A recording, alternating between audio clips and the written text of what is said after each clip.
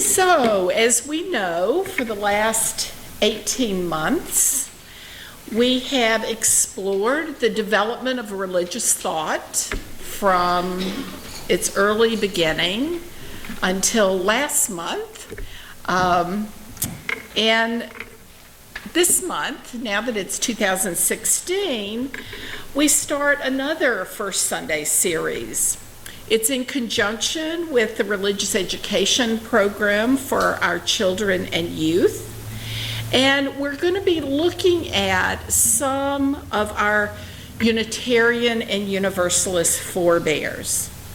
In the coming months, we will meet our historic UU, some famous and others who really are sort of unsung heroes of our faith. And with 2016, we are beginning what we call a theme for our monthly services. Each month, we will explore a theme to enrich and deepen our spiritual and intellectual exploration. And many congregations are moving to this because one of the gifts of Unitarian Universalist worship is that we have a lot of diversity, as we well know, from one Sunday to another. But the other reality is that sometimes prevents us from going deeper in our personal and community exploration. So this month we are beginning with the theme of purpose. And we hope to explore different layers of this theme as we consider our own purpose and the purpose of our fellowship. So this Sunday, we wanted to both look at purpose and to meet a historic Unitarian Universalist. Today we have a historic Universalist. And when I first thought about this, the person who immediately came to mind was Thomas Potter. And it's wonderful to have Thomas Potter with us this morning to share his story and his purpose in life. And Thomas, thank you for being with us. I'm glad you're here. Thank you. Me too. You function pretty well for somebody as old as you are. I need to apologize both for my voice and for my relative lack of presentability. I just turned 326 and I just this morning completed my walk down from New Jersey. But I'm very happy to be with you. And I'm just going to proceed with my story. Okay, because I think everybody here would like to hear your story, don't you think? Especially somebody who's 326. I was born in 1689 in the woods of coastal New Jersey along the banks of the Barnegat Bay. My father didn't think it was necessary to teach me to read and write, which put me at some disadvantage. But from that point, I set out willfully, purposefully, you might even say, to prove myself. And I like to think I have succeeded to some degree.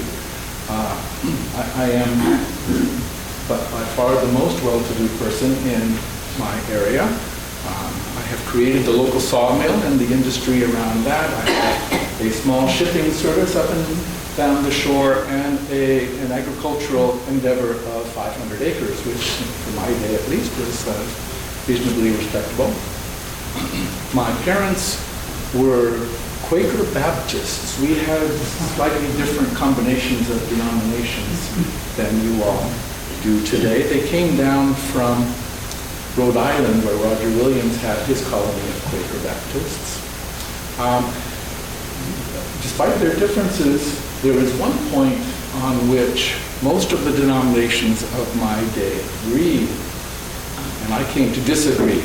That point is the necessity of hellfire and damnation as a focal point of religious life. In particular, the leaders of each of the denominations tended all to agree that God had preordained all of us before our birth either to heaven or to hell. And in fact, most of them, if you pressed them on the subject, came to conclude that really only 5 to 10% of all humans, by which they meant themselves, were going to heaven, and everyone else was going to hell. Fortunately, at this time, universalism began to become more popular and more prominent as a religious way of thinking. For one thing, it went very well with the pre-revolutionary democratic fervor of the day. It also was very easy to understand and made eminent sense, basically coming down to the fact that if God is good, if God is love, as the Bible says, He's never going to send any of His children to hell. Everyone is guaranteed to make it to heaven. As it happens, when later there were such a thing as universalist theologians, it sounds like a joke, but quite literally they discussed amongst themselves how many tens of thousands of years it might take certain individuals after they died to make it to heaven. Immediately, but over time, eventually everyone was guaranteed. I learned first in any detail about universalism from a group from a very interesting community called the Ephrata Cloister in Lancaster, Pennsylvania. They were frankly an odd group. They were married yet celibate. They were Protestant yet lived in monastic community. And those aspects of their beliefs I didn't find too much of value in, but they were universalists, and that I not only valued but embraced. And from that point of my life, they came in 17 and 35, so I was still a relatively young man. From that point on, I embraced the views of universalism, which basically to me came down to universal love and salvation, and attempted to live them out in everything I did. One of the things that I would do was, we had no church, but there were frequently circuit riding preachers who would come through, and I would find them and engage them in conversation and learn from them, have the scriptures read to me, share with the ministers my interpretation of scripture, which they invariably disagreed with. And in fact, almost all of them came to the conclusion that I was an odd mortal, which I wore and wear with pride. I even, because my house was by far the largest and most comfortable accommodation in the area, would invite these ministers to stay in the guest room and even to perform their services in my front parlor. And this went on for quite some time, until in the year 17 and 60, my wife Mary got so sick and tired of having all of the neighbors in her front parlor for Sunday morning services that she caused me to create a meeting house for the use of a Universalist minister. So to that degree, if you really look at it, not my friend John Murray, who I'm about to tell you about, and not myself, but my wife Mary is the founder of Universalism. I built a meeting house for the express purpose of a Universalist minister to spread the gospel of universal love and salvation. The problem was there was no such minister, never had been, no prospect of there ever being, but I was certain, I had deep faith that God was going to send me a Universalist minister. Time passed. I allowed all of the ministers and the various groups to use my meeting house. As one year led to another, my neighbors started making fun of me and said, your minister is never going to arrive. I promised them that he would. The various groups, as they got organized, the Baptists, the Quakers, the Presbyterians, approached me one by one and said, Thomas, you have this fine facility that you're not making the best use of. Why don't you turn it over to us and we will make better use of it? And I assured each of them in turn that as soon as they could demonstrate to my satisfaction that God were either a Baptist, a Quaker, or a Presbyterian, I would be happy to give it to them. But I did not be able to do that, so I allowed everyone to use it. But I was holding out for my Universalist ministry. One day I happened to be working down by the bay, and I saw quite a large ocean-going vessel trapped in the shallows of Barnegat Bay, where no ship of that size had any right to be. And as I watched, the captain of the ship successfully tried a maneuver. He hired a smaller local sloop, offloaded as much of the cargo as he could with some sailors onto the smaller boat, and successfully got the big vessel off the sand and across the bay and across the break in the island, which had It had been blown in over. So he got back to the open ocean. The smaller boat attempted to follow, but as soon as it reached the break, the wind came up and blew the smaller boat back into the bay. At that point, a voice came to me, as if audibly in my ear. It said, "Potter, in that vessel is the Universalist preacher you have been waiting for." I thought that was very interesting. I went home and proceeded with my day, but I assumed that by and by I would be meeting someone I had not yet met. So I was not surprised when later in the afternoon I was sitting on my front porch with a whole basket full of freshly caught fish that we were going to prepare for our supper, when through the woods came a gentleman who I now know was my friend John Murray. I did not at that time know that was his name. He came up and explained the situation, that he had been put in charge of the boat with some sailors, but they didn't have food. They had been directed to my house because I was the largest landowner. He left the sailors at a local tavern, and being sailors, I suspect they thought a tavern was a very fine place to have dinner. But the tavern did not have enough food for that many people, so by himself, John came to my house looking for food, and in fact, I had plenty. He asked to buy some fish. I categorically refused to sell him any fish, of course. I could tell he was beginning to get angry and asked with so many why I was refusing, and I said, "I did not refuse you any fish, I only refused to sell you any. I do not sell fish, but you are welcome to as many as you like." So we arranged for the fish to be taken to the tavern and prepared for the sailor's supper. Some of the men who worked for me helped carry, but as was my custom, I said to John, when you're through, come back and stay the night with me. And since he probably regarded that as a much more attractive prospect than spending the night on the floor of a tavern with a bunch of drunken sailors, he agreed for me. It wasn't very long before he came back, and as he was approaching the house, the same voice came to me and said, "Potter, this is the Universalist preacher. I have sent you." I somewhat confused John by embracing him with a warm hug and telling him, "I'm so glad to see you. I've been waiting for you for such a long time." He was mystified and said that I was just here a few minutes ago. But then I explained the voices and the fact that I had built a meeting house 10 years earlier for the express purpose of him preaching the gospel of universalist and salvation. He said, "You've got it all wrong." But as the conversation continued, it was clear that he was in fact a universalist. He was in fact a universalist preacher, although as a result of a series of devastating personal experiences, he had sworn that he was never going to preach again. I said, "That's really a shame because the wind is never going to change. Your boat is going to be trapped in Barnegat Bay from now until the end of time, until you preach the gospel in my meeting house that I had created for that purpose." We went back and forth for a while. We reached a compromise. This was Wednesday. If the following Sunday the boat were still trapped in the bay, he agreed that he would give the sermon. If, however, the wind changed, he was going to get on the boat and he was going to leave.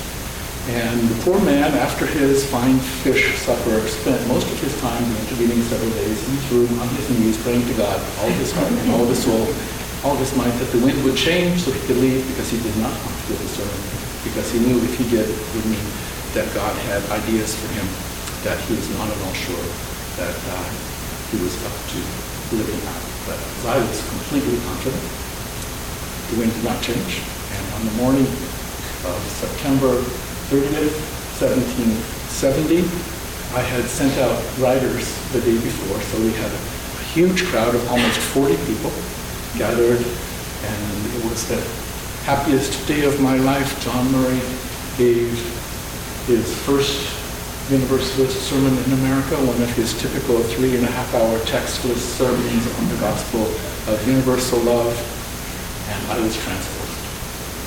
And his life, frankly, was completely changed. As soon as he was finished speaking, one of the sailors ran up and said at that very moment the wind had changed and the boat was free to go, which the early Universalists considered to be the only miracle in universalism. He left. He got on the boat. He took the cargo and the sailors back to New York Harbor. be given back to the captain of the large vessel. But he and I have become good friends. He literally didn't know anyone else on this continent, so he came back and he lived with me for quite a while, helping me with the farm life. Part of him really liked the simple rhythms of earthbound life, but his message was so compelling and he was such a good speaker that he kept getting invitations to go further and further. And eventually he stopped coming back, and he ended up in Boston, where he was one of the centers of a movement that led to the creation of the Universalist Church of America in 1783. Unfortunately, I didn't live to see it. I died in 1777. My grave is still in the cemetery connected with the Universalist, now Unitarian Universalist Retreat Center called Murray Grove, named after John. Seems to me, by all rights, it should have been named Potter's Grove, since it was on my property. And as a result of my having encouraged John to do what he didn't really want to do, but they didn't ask me, so it's called Murray Grove. If you're ever in New Jersey, it's well worth visiting. And that is my story about the beginnings of Universalism, my small part in it, and my purpose. Well, I was really glad to hear about your wife, Mary. She's really the unsung hero. Absolutely. Yeah. So I'm wondering if we might change seats Right. and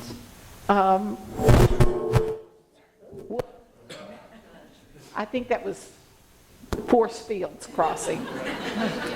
So I'd like to now hear from Michael. Hello.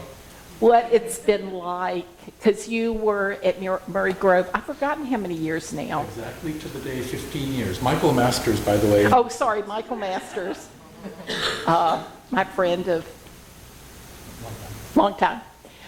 So what has it been like sort of living with this person who really was so clear about this calling and purpose of his?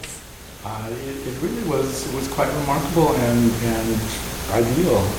I ended up at Murray Grove having come back to this country and continent and culture from 12 years living in Japan, and was trying to find just the right place for myself. And found my way to Murray Grove, where I was helping him get back to life after he almost died. And I knew what my purpose was personally, which is to figure out who I am and live that out to the extent that I'm capable. But here was Thomas, and he knew exactly who he was and what he was about.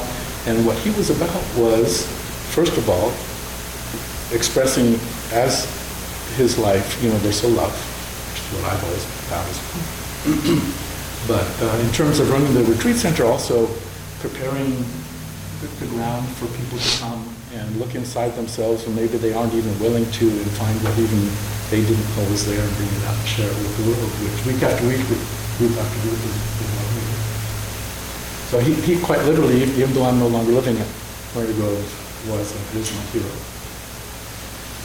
Yeah, Thomas Potter has always been one of my heroes too, because even though I stand up here lots of Sundays, I prefer actually, in my personality type, to be in the background, in it. So it's always interesting when we think about, when we're younger, what we're going to be and do, and maybe at many stages of our lives, what is our purpose, and sometimes we're called to be something we never anticipated. Are anybody here sort of resonate with that a little bit? And I'm particularly drawn to Thomas Potter also because of the universalism and some of the later stories, not very much later, about the universalist circuit riders are like so touching. As Thomas was telling his story, I thought of like one of the stories of two ministers, I guess one was Baptist and one was Presbyterian, who were convinced that the Universalist circuit rider was going to hell. So they concocted this plot, and this is a true story, that the next time the Universalist circuit rider came through, they would imprison him in the church basement. I forgot whether it was which church it was. And they were going to keep him in there until they converted him to hellfire and damnation, instead of universal salvation. So 3 days later, they came back and they had been converted to universalism. It makes a certain amount of sense if you read it. Yeah. And the other one that I love is about one of the Universalist circuit riders who came through and was staying in the home of a man who was really worried about his adult son who was drinking and womanizing. And so the minister listened and said, I understand that you're concerned about the welfare of your son's soul. And so I think what we should do is, on the path that he walks home on tonight, we'll just dig a big hole, and put a fire down there. And when he gets close, you can just push him into it.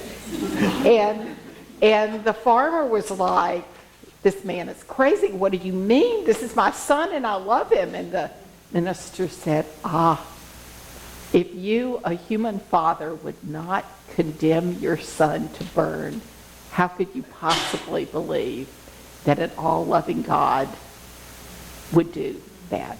So it was a wonderful point of reference. So thank you.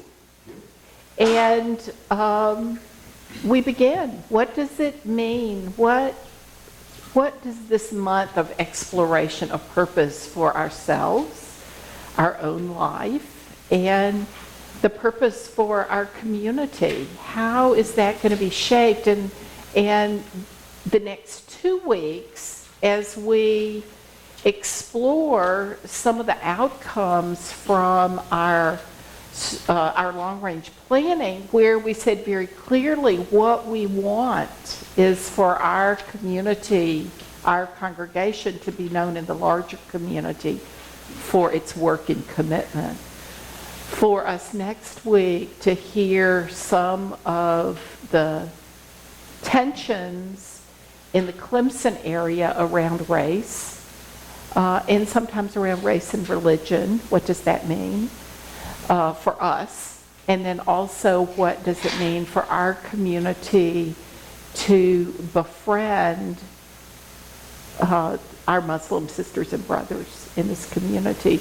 And I'm telling you now, we're trying to find a time. Abel Baptist has been wonderful. They've invited us to their community 3 times. It's time for us to reciprocate. And actually, Bruce, I'll be talking to you early this week, because I think Peace Congregation and our congregation can cooperatively offer an invitation to the folks at Abel who've been so gracious to us. So you'll be hearing more about that. So as we explore what it means to be people of purpose and of faith, it also means what kind of guide, what kind of teacher, what kind of witness do we want to be in the larger community. So Michael and Thomas, thank you for helping us. And I invite us to rise in body or spirit to sing our closing hymn, number 124, Be That Guide.